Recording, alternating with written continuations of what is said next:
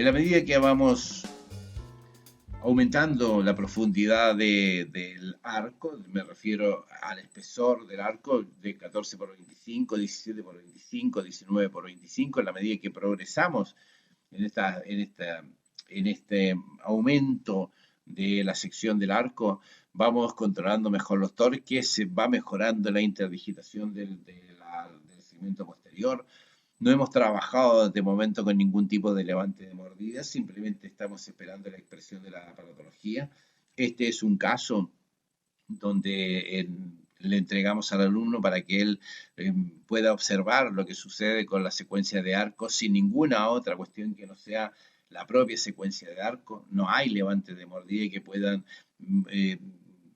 desviar la atención del alumno, y entonces de esta manera vamos a observar el comportamiento de la mecánica pura. Llegamos entonces a unos niveles ya de arco rectangular 19 por 25, donde consideramos que ya se ha expresado prácticamente toda la patología y tenemos que hacer la reevaluación de la relación intermaxilar del paciente, ¿vale? Y para eso lo único que vamos a hacer es que vamos a hacer un montaje en articulador y vamos a rever qué sucede con esta relación intermaxilar. Fijaros que el aspecto de la relación intermaxilar parece relativamente buena. Tenemos algunos desajustes del segmento posterior, fruto de la colocación de la patología. Tenemos una moderada clase 2 del lado izquierdo, y desde el punto de vista individual, todas las piezas tienen una buena relación, tienen una buena posición en la arcada superior y en la arcada inferior. Se ven relativamente bien alineados, se ven relativamente bien nivelados, ¿vale? Pero necesitamos la evaluación intermaxilar correcta. Para eso retiramos los arcos, tomamos una impresión superior, tomamos una impresión inferior con unas cubetas mayores, con un alginato para permitir que no se desgarre el alginato cuando hacemos el retiro de la impresión, porque no retiramos, solamente hemos retirado los arcos. Hacemos entonces unos modelos de esta manera y montamos en articulador. Y como podéis apreciar, cuando montamos en articulador, no se parece en nada la relación intermaxilar del paciente de máxima intercuspitación al paciente en el montaje en articulador. Tenemos un desajuste vertical, tenemos un desajuste transversal, no tenemos oclusión, tenemos un contacto prematuro a nivel de los séptimos, y del otro lado tenemos una clase 2 bien significativa. Esto no hay forma de arreglarlo como no sea haciendo un poco de stripping superior o haciendo una protusión inferior o las dos cosas. De modo que esto es lo que vamos a plantearlo: control vertical posterior para que podamos asentar la oclusión, para que podamos intruir los molares primero, para que haya una autorrotación mandibular y de esa manera ganemos una buena interdigitación, y luego en el lado izquierdo vamos a protruir la arcada inferior a nivel del canino para compensar el problema sagital del paciente.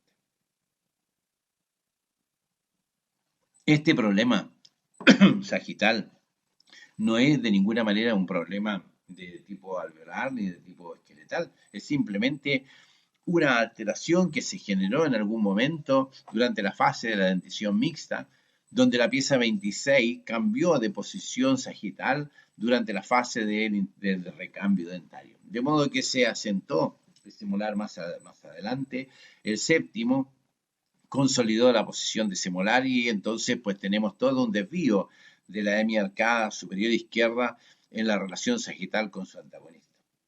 Por esa razón vamos a tener que buscar una compensación a esa mesialización de los segmentos posteriores. Repito, no nos interesa de ninguna manera hacer distalamientos, porque esos distalamientos nos van a provocar alteraciones verticales posteriores. Ya las tenemos. Fijaros que aquí ya tenemos problemas verticales posteriores que se han manifestado una vez que hemos hecho la secuencia de arco y lo visualizamos a través del montaje en articulador. De modo que comenzamos a trabajar ahora en el control vertical posterior. Pusimos los levantes de mordida en los segmentos posteriores a nivel del primero y segundo molar. Recuerden que el paciente era un dólico facial, por lo tanto necesitamos un buen levante de mordida posterior para que la musculatura del paciente de alguna manera ayude a la intrusión de los segmentos posteriores. Una vez que hagamos la intrusión de los segmentos posteriores y retiremos el levante de mordida, va a haber una autorrotación mandibular que va a permitir una buena relación de overbite.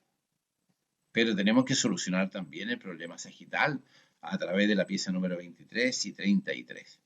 Muy bien, tenemos los arcos pesados, tenemos unos topes que hemos puesto a nivel de la línea media, por ejemplo, para evitar los desplazamientos, y ya tenemos entonces arcos pesados que nos permiten hacer algunos desplazamientos en sentido sagital. Si observan, hemos hecho un poco de stripping en el arcada superior y hemos utilizado una pobre mecánica, digo pobre porque es una muy mala mecánica. Hemos hecho stripping a través de el 6, 5 y 4. Esos espacios los hemos cerrado con una cadena elástica desde el séptimo para encajar la oclusión de los premolares en la relación con los puntos de contactos inferiores. Estamos creando una relación de cúspide reborde marginal de su antagonista y hemos ganado un espacio para poder corregir la posición del canino superior. A su vez, hemos puesto en los arcos de acero un muelle para poder mesializar, protruir el canino inferior, la pieza 33, para poder establecer una relación sagital correcta entre la arcada superior y la arcada inferior. También tenemos un pequeño desvío de línea media que ya era evidente en la máxima intercuspidación, que vamos a intentar reducir de alguna manera, minimizar con la protrusión unilateral de la arcada inferior izquierda. De modo que vamos creando espacios en la arcada inferior, vamos corrigiendo, fijaros, corregimos la posición del bracket de la pieza número 23 para hacerla más vertical, para encajarla en la parte distal del canino inferior, para aprovechar el stripping que hicimos en la arcada superior, de modo que esto es muy importante, la recolocación del bracket del canino para hacerlo más vertical. Abajo hemos ganado un montón de espacio para poder ganar la clase canina. Observen que ya tenemos controladas las líneas medias, hemos ganado las clases caninas, tenemos una buena relación de overbite, tenemos una buena relación de overjet y tenemos un exceso de espacio inferior. Esta es la compensación del problema sagital dentario, ¿vale? Si tenemos una clase 2, pues o hacíamos retrusión superior, por ejemplo, con extracciones de premolares, o hacemos una protrusión inferior para compensar la clase, o hacemos las dos cosas. En este caso hemos hecho una mezcla entre desgastes superiores de una hemiarcada y producción de su antagonista para poder compensar el problema sagital de la clase 2. Aprovechamos esa producción unilateral para corregir la línea media, dentaria, superior e inferior. Y finalmente le entregamos al odontólogo que nos haga la reparación de nuestras compensaciones. El odontólogo le va a poner allí material del color de su diente, va a hacer una reparación, va a hacer una normalización, entre comillas, del volumen dentario, porque vamos a aumentar el tamaño del premolar, vamos a aumentar el tamaño del canino para darle puntos de contacto a la arcada inferior, de modo que tengamos una arcada inferior estable por los puntos de contacto. Y entonces, ahí tenemos diferentes perspectivas de la posición y del trabajo que tiene que hacer el odontólogo ahora. Y terminamos el tratamiento de ortodoncia, retiramos la aparatología. Hacemos la fotografía de rigor para poder hacer la comparación del antes y el después. Por supuesto, no solamente hacemos la fotografía del antes y el después, también hacemos la teleradiografía, la panorámica para poder evaluar los movimientos que hemos hecho. Hacemos un montaje en articulador, hacemos todo un protocolo de evaluación final del tratamiento de ortodoncia para que podamos entender perfectamente lo que hicimos, para que podamos entender si conseguimos llevar a término, llevar a término el plan de tratamiento que habíamos realizado para esta paciente en particular. De modo que la evaluación final es una rutina que nos enseña, nos ayuda a comprender la respuesta del paciente, nos ayuda a crecer a nosotros mismos, evaluando permanentemente el trabajo realizado. Hemos puesto una contención temporal, una contención permanente temporal. Esta paciente va a llegar durante 6 meses a contención. Luego vamos a hacer ajuste oclusal por desgaste selectivo efectivo, retiramos la contención y ya tenemos a un paciente estable con una buena oclusión, con una buena dinámica mandibular, con una musculatura totalmente relajada, con una buena sincronización en la musculatura, una apertura y cierre correcta, y entonces pues no tenemos ninguna duda que este paciente va a tener una buena respuesta a largo plazo. Hacemos evaluaciones también con el test scan para ver cómo ocluye el paciente al final del tratamiento y para ver si es necesario hacer alguna remodelación inmediata cuando hacemos el retirado de la patología. Por ejemplo, en esta paciente tenemos una muy buena distribución de las fuerzas. Aquí tenemos, por ejemplo, esta es una máxima intercupidación. Si yo me pongo en este punto, tengo que la línea verde y la línea roja prácticamente se tocan, significan que tengo bien equilibradas las fuerzas entre la hemiarcada derecha y la hemiarcada izquierda, prácticamente muy cerca del 50% de cada lado, por eso que las líneas se juntan aquí en la línea media, ¿vale? Entonces tengo una buena distribución de las fuerzas, pero tengo un exceso de trabajo, algo de exceso de trabajo en la pieza número 27, lo tengo aquí en este color fucsia. En la pieza número 27 y en la pieza número 16 tengo algunos contactos un poco exagerados. De modo que retiro la patología, hago un ajuste inmediato de alguno de estos excesos, distribuyo mejor la fuerza de la oclusión y dejo a mi paciente durante 6 meses para que se estabilice completamente la membrana periodontal, para que se normalice el ancho de la membrana periodontal y yo pueda luego hacer un nuevo ajuste oclusal ya definitivo para poder retirar los aparatos de contención y dejar a mi paciente absolutamente estable después del tratamiento de ortodoncia. Todo esto que hemos hecho a nosotros no solamente nos produce una gran satisfacción, todo hay que decirlo, porque hemos hecho un diagnóstico, hemos elaborado un diagnóstico específico, hemos hecho una planificación, un plan de tratamiento y luego hemos llevado a término todo lo que nos hemos propuesto hacer. También es importante que hagamos una evaluación final del tratamiento para que podamos entender si el paciente respondió, si el paciente, si lo que planificamos, si llevamos a término, era realmente lo que el paciente necesitaba. Y para eso tenemos que tener un método de evaluación permanente de todo lo que hacemos para poder aprender, para poder crecer, para poder progresar, para poder modificar algunas cuestiones, ya sea en la parte de diagnóstico, para modificar ya sea algunas cuestiones en el plan de tratamiento o en la mecánica. Todo esto es una cuestión dinámica, viva, que hay que estar permanentemente corrigiendo para beneficio de nuestros pacientes, para beneficio de nuestro tratamiento de ortodoncia, para buscar la excelencia en el trabajo profesional y también para tener un rendimiento económico cada vez mejor. Nosotros, cada vez que ajustamos, cada vez que afinamos, cada vez que hacemos un tratamiento de ortodoncia de mejor calidad, el rendimiento económico es mucho mejor, es mucho más alto y por lo tanto también tenemos un beneficio desde esa perspectiva a nuestro trabajo profesional. Aquí les dejo, por ejemplo, ya que en esta pantalla tenéis la dirección de la página web de OrthoQuick por si queréis hacer allí cualquiera, revisar toda la información que tenemos, de los cursos breves que damos, de todo. Ustedes pueden entrar allí, hay bastante información que les pueda ser útil. Y también les tengo la dirección del YouTube de OrthoQuick, porque allí colgamos, gracias al técnico encargado de las redes sociales, colgamos allí las charlas en diferidos para que aquellos colegas que no tuvieron acceso a las charlas en directo pues puedan revisar luego el material en YouTube y puedan mirar las charlas en diferido. La diferencia está en que ya pues no podemos interactuar, no podemos hacer el uso del chat para que podamos intercambiar opiniones y experiencias en relación a nuestro trabajo. Me cambio de pantalla. Vamos a ir ahora directamente al chat.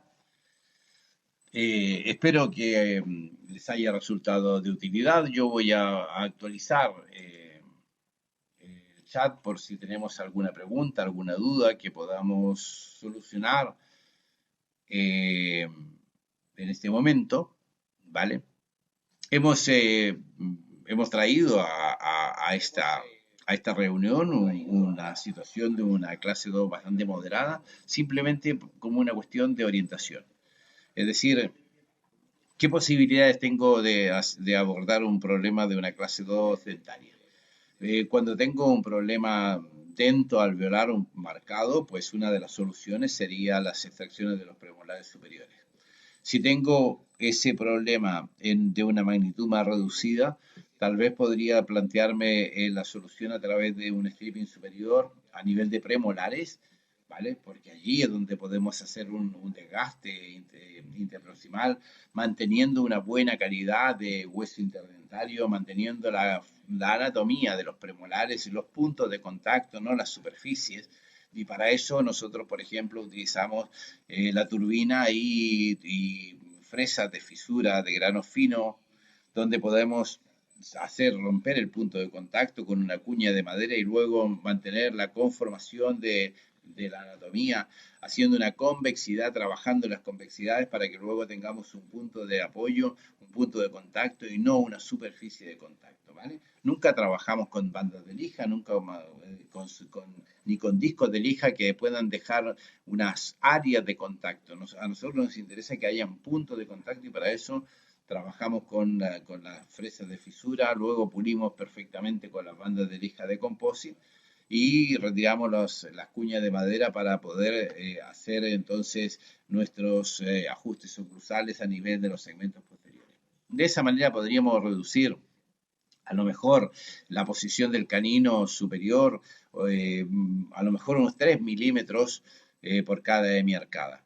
De modo que si yo consigo aprovechar el 100% del espacio del stripping de los 3 milímetros del canino superior y protruyo la arcada inferior un par de milímetros el canino inferior, ya estoy hablando de una solución de una clase 2 de 5 milímetros, por lo tanto no es despreciable la solución terapéutica del desgaste y la protrusión de la arcada inferior.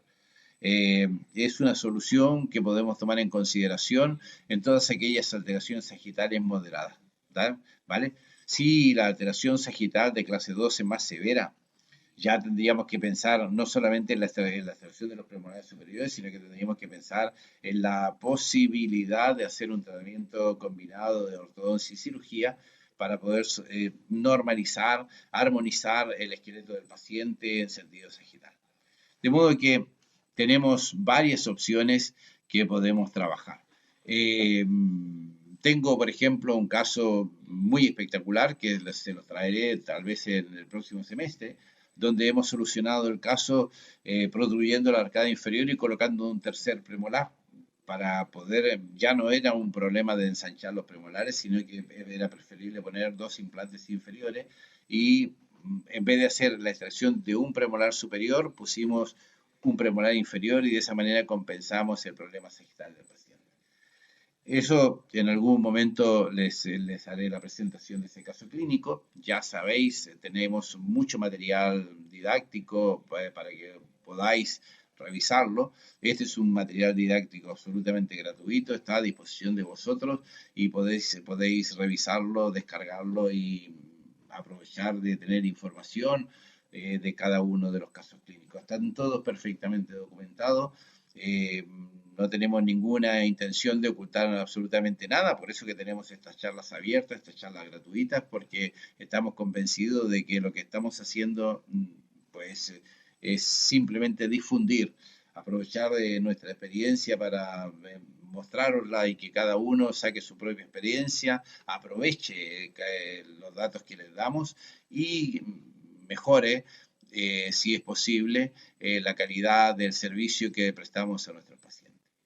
Este material forma parte también de las charlas que necesitan los alumnos del posgrado, de modo que se lo entregamos simplemente como material didáctico para que ellos puedan tener una casuística amplia de casos bien tratados. Muy bien, quiero saber entonces si hay alguna consulta, alguna pregunta sobre lo que hemos presentado. Le agradezco a Nicolau las palabras de que ponen las charlas. Para mí es un placer estar con vosotros y también les comunico que llega la temporada de verano. Estoy deseando irme a la playa con toda la familia, con mi mujer, con mis hijos, y entonces nos queda una charla para el próximo jueves.